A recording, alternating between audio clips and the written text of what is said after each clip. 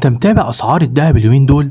لو ناوي تشتري خلي بالك في مفاجأة جاية ممكن تفرق معاك جامد جدا في السعر. بص اللي حصل الفترة اللي فاتت ان اسعار الدهب كانت بتهدى حبة وتعلى حبة، وناس كتير بقت محتارة، طب نشتري ولا نكمل انتظار شوية؟ بس الحقيقة ان السوق بيدي اشارات مهمة جدا.